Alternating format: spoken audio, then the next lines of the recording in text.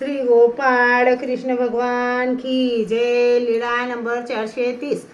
येलाईचा स्पर्श होताच मठावर आल्या प्रसंगी महादायसाचे आश्चर्य। महादायसा सर्वज्ञांच्या दर्शनाला निघाली तेव्हा येलाईसाने सांगितले, थांबून जा, मी पण सर्वज्ञांच्या दर्शनाला येईल। महादायसा थांबली। येलाईसाने सुंदर असे नवे वस्त्र नेसले होते तेव्हा महादायसाने विचारले, येलो, तू असा शृंगार कोणासाठी करीत आहेस? तिने सांगितले, मी श्री चांगदेव राऊळ सर्वज्ञांसाठी शृंगार करीत आहे। आणि महादायसाला सुख झाले। येलाईसाला वर उचलले, मिठी मारली, मग सर्वज्ञांच्या दर्शनाला आली।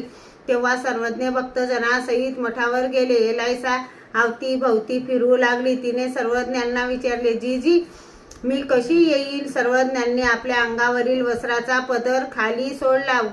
त्या पदराचे टोक येलाईसाच्या हाताला लागले तोच सर्वज्ञांनी पदर वर ओढला, तशीच ती वर आली आणि महादायसाला आश्चर्य झाले। महादायसाने विचारले, हे काय जी?